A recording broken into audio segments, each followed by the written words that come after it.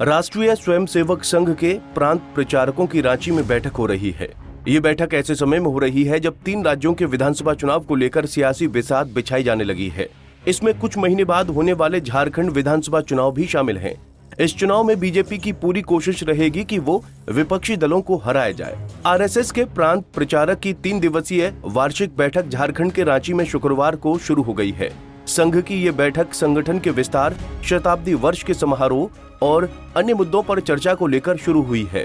RSS के प्रमुख मोहन भागवत, महासचिव दत्तात्रेय होसा बोले, राष्ट्रीय कार्यकारिणी के सदस्य और सभी प्रांत प्रचारक यहां पहुंचे। संघ की ये बैठक ऐसे समय में हो रही है जब 3 राज्यों के विधानसभा चुनाव को लेकर सियासी बिसात बिछाई जाने लगी है। लोकसभा चुनाव में बीजेपी को महाराष्ट्र, झारखंड और हरियाणा में सियासी झटका लगा था। इन्हीं तीनों राज्यों में अक्टूबर-नवंबर में विधानसभा के चुनाव होने हैं।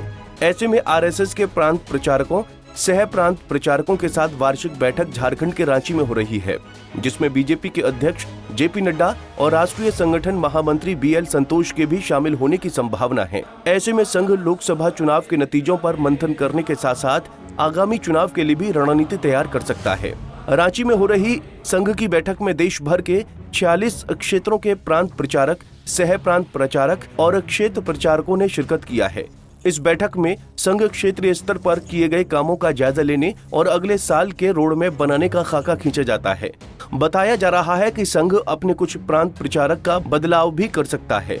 आरएसएस की ये बैठक ऐसे समय में हो रही है जब बीजेपी तीसरी बार सत्ता में लौटी है, लेकिन इस बार भगवा पार्टी बहुमत से पीछे रह गई है। बीजेपी को कई राज्यों में भारी नुकसान उठाना पड़ा है, जिसमें से महाराष्ट्र, हरियाणा और झारखंड में 3 महीने के बाद विधानसभा चुनाव होने हैं।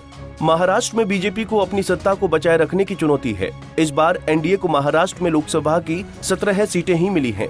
कांग्रेस के नेतृत्व वाले इंडिया गठबंधन ने 30 संसदीय सीटें जीतकर बीजेपी के लिए विधानसभा चुनाव में सियासी चुनौती बढ़ा दी है। लोकसभा में एनडीए के तिगड़ी इंडिया गठबंधन के आगे फैल रही है। वहीं बीजेपी ने हरियाणा में लगातार 2 बार विधानसभा में सरकार बनाकर एक इतिहास बनाया है। इस बार उनके सामने हरियाणा में लगातार तीसरी बार सरकार बनाने की कठिन चुनौती है। तो बीजेपी के लिए झारखंड में वापसी करना आसान नहीं है, जिसके चलते ही सियासी दांव चले जाने लगे हैं। अब देखना होगा कि आरएसएस के चिंतन से क्या रणनीति निकलेगी। पंजाब केसरी टीवी के लिए रांची से आशुतोष सिन्हा की रिपोर्ट।